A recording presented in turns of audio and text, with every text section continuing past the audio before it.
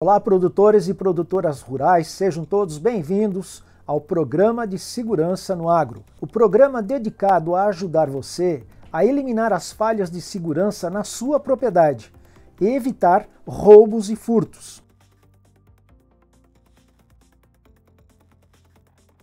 Meu nome é Carlos Zumerli, sou especialista em segurança no agro. E hoje, excepcionalmente, vamos falar sobre armas de defesa. Mas hoje é um programa especial, um programa diferente que Notícias Agrícolas vai buscar lá fora para trazer para vocês mais informações.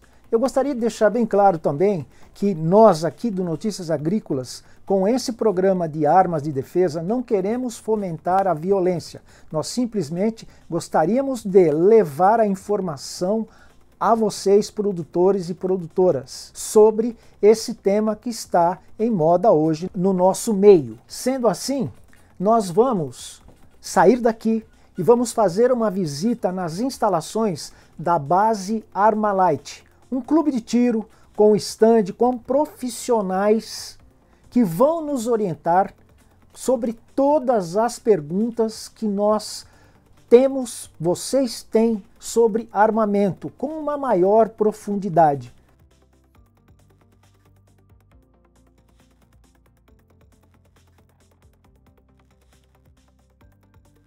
São armas concebidas para o emprego tático, porém, o colecionador, atirador, caçador, hoje tem como adquirir uma arma dessa no seu acervo, respeitando tudo que as diretrizes do Exército para poder fazer a aquisição de uma arma dessa.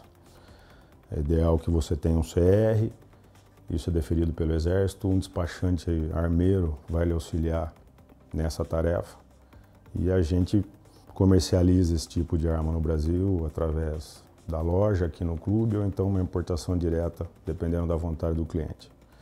Passando que nós temos aqui um 5.56, é uma arma com capacidade de 30 munições, ela não vem com bipé, ela não vem com luneta, ela vem, tirando isso daqui, a configuração dela é essa. Uma arma diferenciada, um cano em cromo molibdênio vanádio, com revestimento interno em cromo duro, você parte de um lower e de um upper forjados em alumínio 7075 T6, 1000 spec. Saindo do 5.56, a mesma família, você pode ver que o desenho é muito parecido, a gente vem no R10 com 7.6251, as mesmas características, aí você tem mudança de calibre.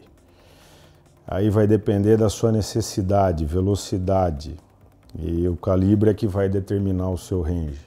Então, dentro da proteção, da defesa de uma propriedade, a tua área vai determinar qual é o calibre ideal para você poder operar com isso e defender o seu patrimônio, a sua família, enfim, a sua propriedade. O que a gente costuma dizer é evolução. Você lembra que na época dos antigos, aquela questão da defesa do sítio, da fazenda, era uma calibre 12, uma 38, um 22 longo, uma Puma, uma Winchester. Hoje o agricultor, o pecuarista, enfim, o homem do agronegócio, ele tem acesso, desde que devidamente autorizado, no caso pelo Exército, a adquirir uma arma que vai lhe dar um poder maior de repetitibilidade, até alcance, diante do que você tem hoje de ameaça, né? É o que a gente sempre costuma dizer, agir conforme a legislação, seguir as regras, as diretrizes que a Diretoria de Fiscalização de Produtos Controlados do Exército exige e rege para a aquisição de arma de fogo, o transporte da arma de fogo. Se a gente entrar na matéria de porte, aí é um assunto extenso, é complicado falar sobre isso. Então assim, a gente pode falar de posse. Então a posse hoje ela é possível, desde que você cumpra as exigências legais para tal. Saindo dessa família, digamos assim, um semiautomático, uma arma mais voltada de assalto na sua concepção, ou de patrulha, que é utilizada na defesa, e também no tiro esportivo. A gente entra numa arma num calibre 7.62 por 51 e num calibre 308 Winchester, concebidas para o tiro de precisão. Assim, vale a pena citar por conta de que alguns empresários ou agricultores, pecuaristas, enfim, do agronegócio já são atiradores esportivos. E hoje ele tem acesso a uma arma para um tiro mais dedicado, que pode ser utilizado, inclusive, no lazer, no desporto dele. E até, se for o caso, dependendo da situação, na proteção da propriedade.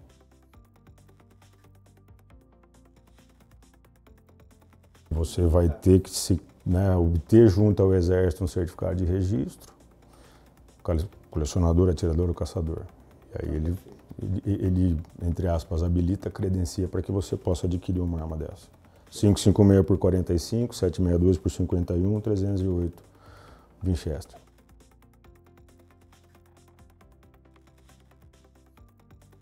Tem muita gente aqui na região nossa que o pessoal fala que é o tiro caipira, né? O 357 Magnum, o pessoal gosta de atirar ainda de 44. O tiro de calibre 12 é um tiro que a gente fala assim, não sai de moda nunca, né?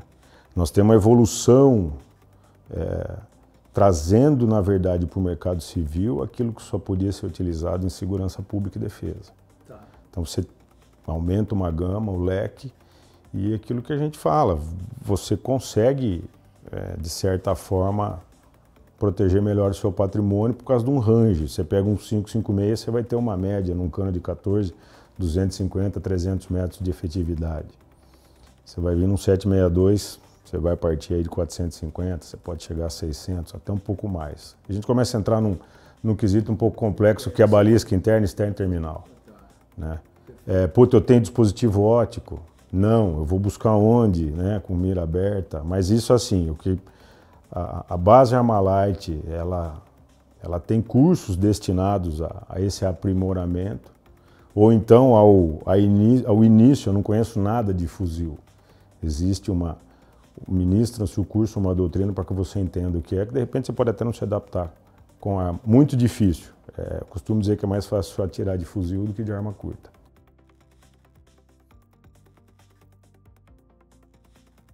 Procure um despachante armeiro de sua confiança, para ele auxiliar a conduzir o processo, obtenção do CR, aí CR obtido, certificado de registro, que é expedido pelo Exército Brasileiro. Perfeito. E aí, após deferido, esse mesmo despachante vai te auxiliar na autorização de compra, que seja por um fuzil, uma pistola, ou até por uma calibre 12 ou qualquer arma, que hoje é um produto controlado, né, no Brasil. Então, assim, o caminho correto procure um despachante armeiro que ele vai te mostrar os caminhos e vai te auxiliar para que você faça a coisa certa e não ande de forma torta.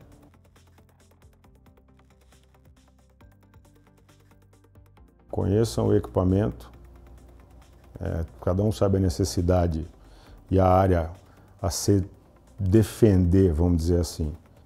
Tem gente que prefere um 556, tem gente que prefere um 762. Então, assim, conheçam antes de comprar, antes de adquirir. Procurem se informar. A idoneidade de quem está cuidando, principalmente da sua documentação, e você ter o respaldo. Por ser um produto importado, você precisa ter um pós-venda efetivo que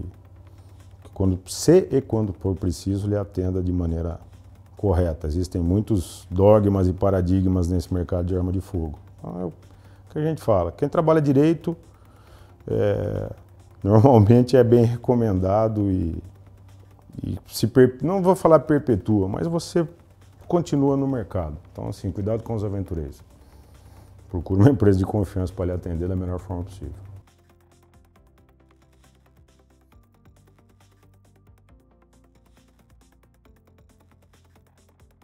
Então é aqui que começa.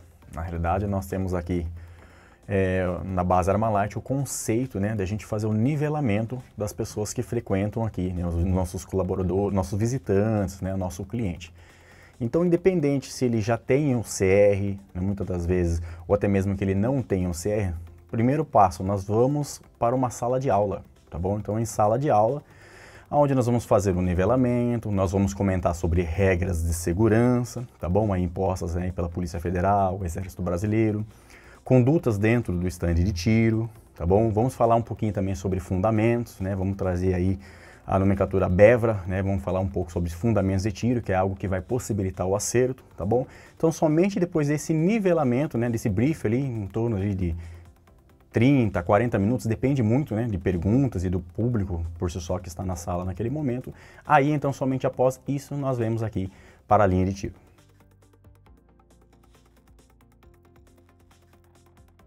Então, na realidade, né, quem manda na pista, né, no stand de tiro, né, a responsabilidade única, exclusiva é do instrutor de armamento e tiro, né, que está ali naquele momento, tá bom? Então, as pessoas, né, o cliente, o atirador, ele precisa seguir regras de segurança, né? O instrutor está para garantir que isso ocorra, tá bom? Caso, né, o instrutor vai estar orientando, né, dependendo de um tipo de erro que ele possa, né, de repente já estar querendo fazer, o instrutor ele vai ser orientado, né, e não persistência, né, em erro, de repente aí se esse atirador ele demonstrar para o instrutor que ele não está a fim de respeitar regras, né, ou que ele não tem condições para ali estar na linha, então ele vai ser convidado a se retirar da linha, né, por uma questão de segurança, né. Então, regras de segurança são embarganháveis, né, então o instrutor está ali para garantir que isso ocorra.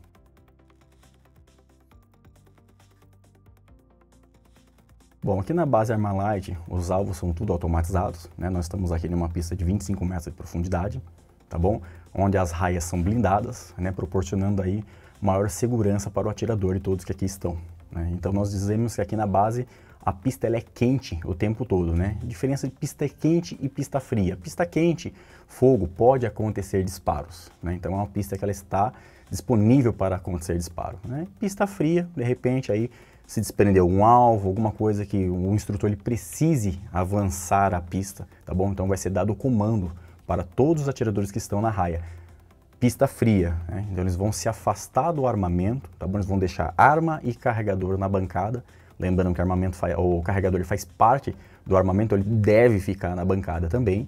E ele vai se afastar no mínimo 1 metro dessa arma, tá bom? Aqui nós trabalhamos em vários instrutores, então outro instrutor vai garantir que essa linha seja feita, que ninguém quebre essa regra de segurança.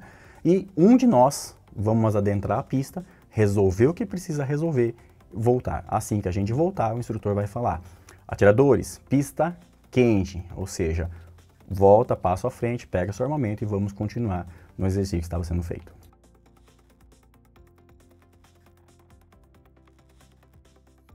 Então, quando eu parto da linha de raciocínio de eu considerar a minha arma sempre como carregada, né, 365 dias no ano, 24 horas por dia, aonde o meu dedo ele deve permanecer fora do gatilho, né, ele só deve no gatilho no momento do disparo.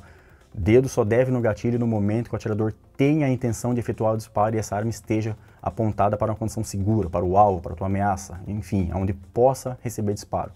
E a terceira regra, né, é o controle de cano, né? Então eu nunca direciono a minha arma, não aponto minha arma para nada que eu não deseje acertar ou destruir.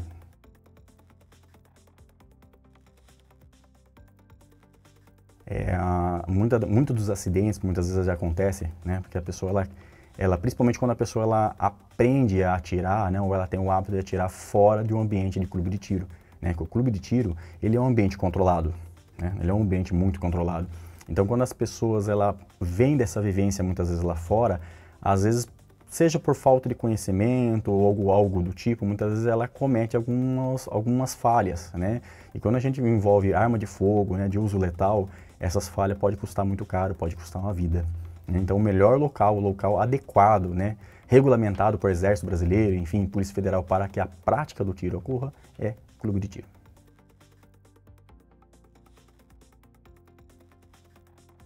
Venham conhecer a base Armalite, venham conhecer, frequentem clubes de tiro, né? Nós somos o que nós treinamos, tá bom?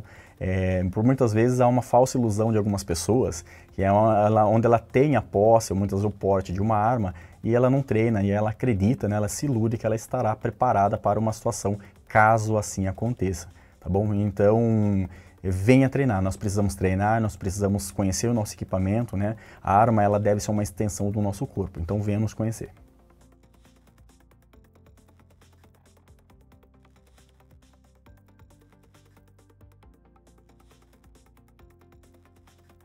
Nós temos que ter a garantia que o nosso equipamento vai funcionar quando a gente precisar dele, tá bom? E o que faz, nós temos essa garantia, é o cuidado que nós temos com ela, tá bom?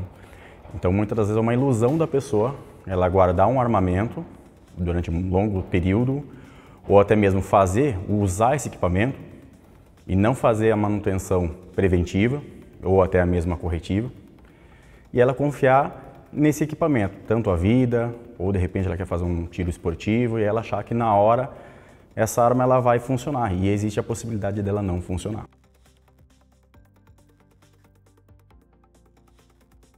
Então, a preventiva, né, nada mais é do que eu fazer aquela manutenção, né, fazer a limpeza, muitas vezes fazer uma desmontagem de primeiro escalão, né, então fazer uma limpeza no meu armamento, eu estar verificando, né, sinais de possíveis desgastes, então eu estou acompanhando meu armamento de perto, né, então fazendo a prevenção para que não ocorra de fato uma quebra, né, um desgaste, embora o desgaste natural ele vai ocorrer ao decorrer do uso, tá bom? Mas a preventiva seria para não chegar a um ponto aí, ou prolongar por mais período aí a corretiva.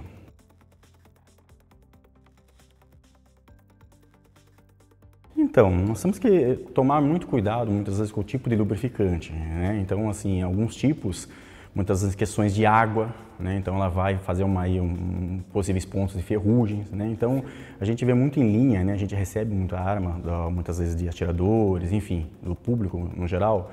Às vezes as pessoas elas confundem, né? A arma ela está totalmente no óleo, né? A gente chega com a arma pingando praticamente e ele acha que isso a arma está lubrificada, a arma está limpa, entendeu? E não é. Na verdade, nós podemos ter outros tipos de problemas, né? Nós podemos ter uma nega da munição, enfim.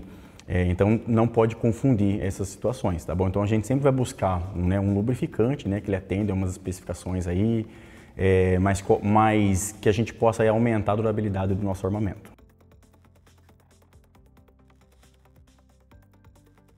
Olha, é assim, né? Muitos fabricantes, né, eles trazem, né, o conceito aí de muitas das vezes 6 meses, né, ele fechado dentro do blister, né? Então a gente, como qualquer outro equipamento, como qualquer outro produto, nós temos que ler o que o fabricante, né, com a indicação do fabricante para aquela munição, né? Mas via de regra é essa. Então, como nós temos uma munição, ela está lacrada, né, na tua embalagem original, ela tem um período, ela tem um período maior, né, que ela consiga estar protegida aos desgastes, ao deterioramento natural, né, ela não está exposta. A partir do momento que a gente abre, né, esse blister, a gente abre essa embalagem original, a gente reduz o tempo dela, né? Então, assim, lembrando, munição, né, eu devo a minha vida, eu confio a minha vida a ela também. Se eu te falar que eu já não tive em linha, o pessoal trouxe munições guardadas da década de 70, entendeu? Muito bem guardadas por si só. Saíram todas, não falhou, não houve falhas, tá bom? Mas a pessoa que trouxe esse armamento, ele é um atirador desportivo, ele veio para um clube, né, onde ele não tinha uma ameaça real, então o objetivo dele era furar papel, tá bom? Então, assim, trazendo esse conceito muitas das vezes para uma defesa pessoal, para a defesa do teu patrimônio, né, não é interessante a gente trabalhar com munições com esse longo período.